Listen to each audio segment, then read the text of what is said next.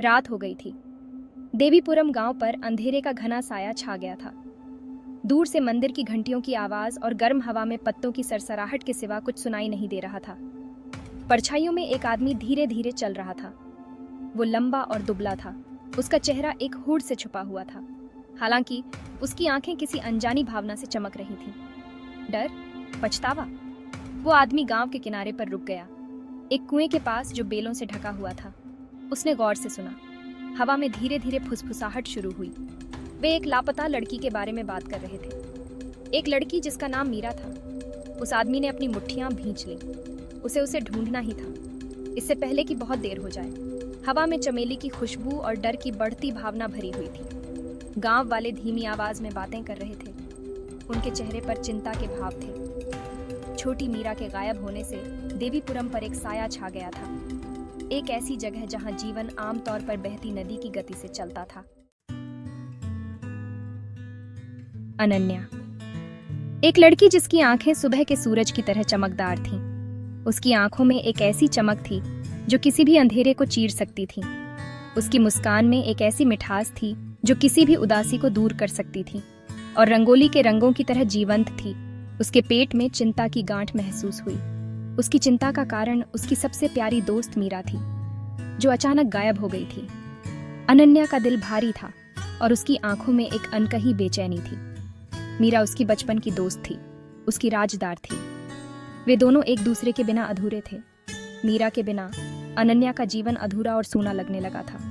उन्होंने बरगद के पेड़ की छाया में राज साझे किए थे, जहां वे घंटों बैठकर अपने सपनों और इच्छाओं के बारे में बात करते थे। बरगद का पेड़ उनकी दोस्ती का मूक गवाह था। उनकी हंसी नारियल के बगीचों में गूंजती थी। वे दोनों नारियल के बगीचों में दौड़ते, हंसते और खेलते थे। उनकी हंसी की गूंज आज भी उन बगीचों में सुनाई देती है। अब जहां कभी मीरा की हंसी गूंजती थी, वहां सन्नाटा छाया हुआ था। नारियल के बगीचे अब सूने और उदास लगते थे। अनन्या को हर कोने में मीरा की यादें सताती थीं। अनन्या अपने दादा, जो एक प्रसिद्ध कहानीकार थे, के साथ गांव के मंदिर के पास एक छोटे से घर में रहती थी। उसके दादा की कहानियां अनन्या के जीवन का हिस्सा थीं। वे कहानियां अनन्या को जीवन की सच्चाइयों से रूबरू कराती थीं। उसके दिन चंदन की धूप की महक, उसके दादा की कहानियों की लय और उन फूलों के जीवंत रंगों से भरे हुए थे जिन्हें वह मंदिर के देवता के लिए मालाओं में पिरोती थी। अनन्या को फूलों से बहुत प्यार था। वह हर सुबह ताजे फूलों की माला बनाती और मंदिर में चढ़ाती। लेकिन मीरा के गायब होने ने अनन्या के दिल से खुशी चुरा ली थी। उसकी आंखों में उदासी और दिल में एक खालीपन था। मीरा के बिना अनन्या का जीवन अधूरा और सूना लगने लगा था। उसे मीरा की संक्रामक हंसी, चमेली के फूलों के प्रति उसका प्यार और शिक्षक बनने के उसके सपने याद आ रहे थे। मीरा का सपना था कि वह एक दिन एक महान शिक्षक बनेगी और बच्चों को शिक्षा का महत्व समझाएगी। उन्होंने हमेशा साथ रहने, जीवन की चुनौतियों का सामना हाथ में हाथ डालकर करने का वादा किया था। वे दोनों एक दूसरे के बिना जीवन की कल्पना भी नहीं कर सकते थे। उनका वादा था कि वे हमेशा एक दूसरे का साथ देंगे। अब अनन्या खोया हुआ महसूस कर रही थी, अनिश्चितता के समुद्र में बहती हुई। उसे समझ नहीं आ रहा था कि वह मीरा के बिना कैसे जिएगी। उसकी जिंदगी में एक खालीपन था जिसे कोई भी भर नहीं सकता था। अनन्या को अब अपने जीवन का रास्ता ढूंढना था, लेकिन वह नहीं जानती थी कि वह रास्ता कहाँ है। उस अजनबी का आना मीरा के गायब होने के साथ ही हुआ था। मीरा, जो गांव की सबसे चहेती और प्यारी लड़की थी, अचानक गायब हो गई थी। उसकी हंसी, जो पूरे गांव में गूंजती थी, अब एक गूंजती हुई खामोशी में बदल गई थी। इससे गांव में शक की आग और भड़क गई। लोग अपने अपने घरों में बंद हो गए और हर किसी की नजरें उस अजनबी पर टिकी थीं। यह आदमी कौन था जो अपनी आंखों में परछाई और एक ऐसा अतीत लिए हुए चलता था जिसे वह छिपा नहीं सकता था। उसकी चाल में एक अजीब सी उदासी थी, जैसे वह किसी भारी बोझ को ढो रहा हो। गांव वाले फुसफुसाते थे।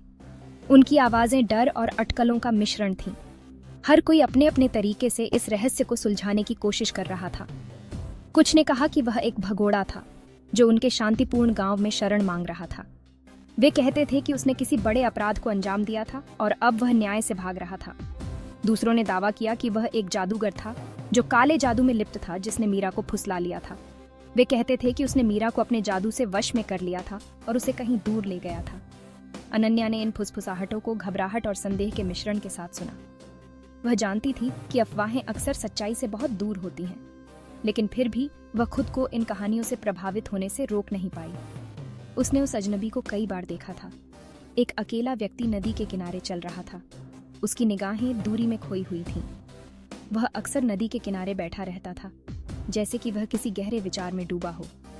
उसकी आंखों में एक उदासी थी जो उसके अपने दिल के दर्द से मेल खाती थी। अनन्या को लगता था कि वह आदमी भी किसी गहरे दुख से गुजर रहा था, जैसे कि उसकी आत्मा भी किसी खोए हुए प्यार की तलाश में थी।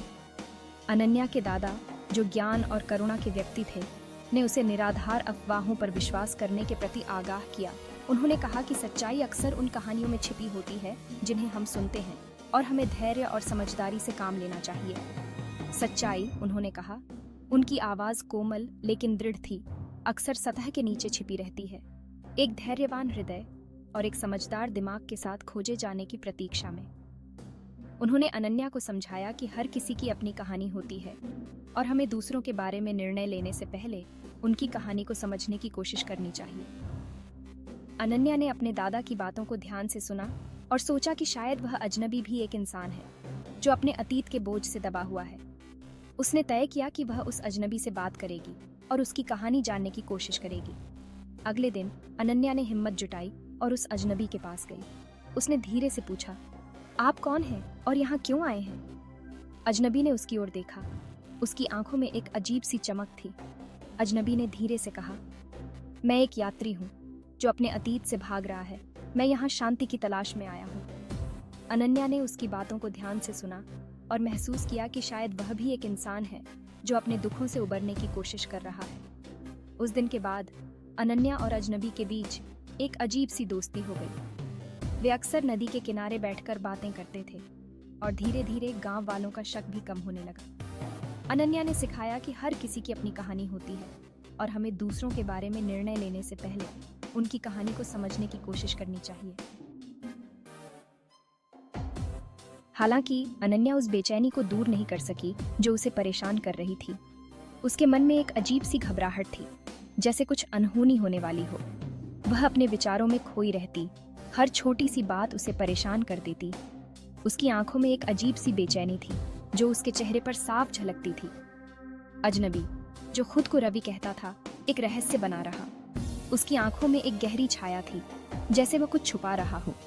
वह हमेशा अंधेरे में रहता, जैसे उसे उजाले से डर लगता हो। उसकी हरकतें भी अजीब थीं, जैसे वह किसी से बचने की कोशिश कर रहा हो। वह खुद को दूर रखता था, शायद ही कभी बोलता था। उसका अतीत रहस्य में डूबा हुआ था।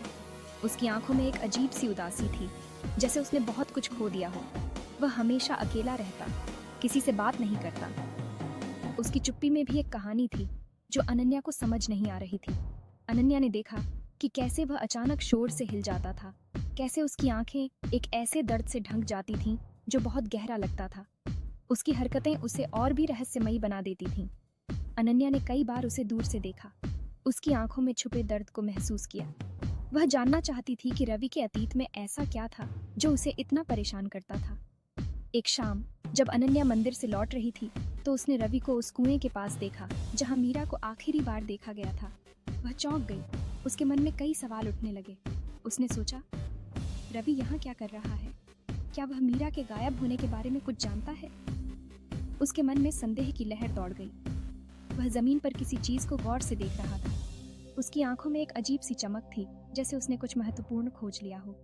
अनन्या ने सोचा, क्या रवि ने कुछ ऐसा पाया है जो मीरा के गायब होने से जुड़ा हो? उसके मन में और भी सवाल उठने लगे।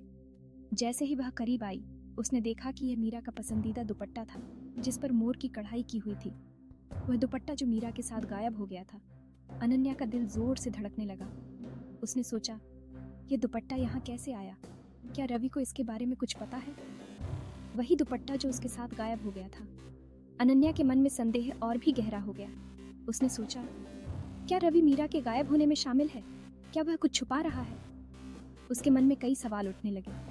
अनन्या का दिल उसकी छाती में जोर से धड़क रहा था। उसके मन में डर और संदेह की लहर दौड़ गई। उसने सोचा, क्या रवि सच में मीरा के गायब होने में शामिल है? क्या वह कुछ छुपा रहा है? उसके मन में कई सवाल उठने लगे। रवि मीरा के दुपट्टे के साथ क्या कर रहा था? क्या वह सच में मीरा के गायब होने में शामिल है? अनन्या के मन में संदेह और भी गहरा हो गया। उसने सोचा, क्या रवि सच में मीरा के गायब होने में शामिल है? क्या वह कुछ छुपा रहा है? उसके मन में कई सवाल उठने लगे। क्या वह उसके गायब होने में शामिल था? अनन्या के मन में संदेह और भी गहरा हो गया। उसने सोचा, क्या रवि सच में मीरा के गायब होने में शामिल है? क्या वह कुछ छुपा रहा है? उसके मन में कई सवाल उठने लगे। दुपट्टे को देखकर उसके लापता दोस्त से एक ठोस कड़ी अनन्या के दिल में संदेह की चिंगारी भड़क उठी। उसने सोचा, क्या रवि सच में मीरा के गायब होने में शामिल है? क्या वह कुछ छुपा रहा है? उसके मन में कई सवाल उठने लगे।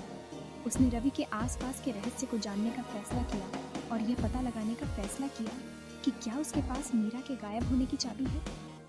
अनन्या ने ठान लिया कि वह इस रहस्य को सुलझाकर ही रहेगी। उसने सोचा, मैं रवि के हर कदम पर नजर रखूंगी और सच्चाई का पता लगाऊंगी। उसके मन में एक दृढ़ संकल्प था जो उसे इस रहस्य को सुलझाने के लिए प्रेरित कर रहा था।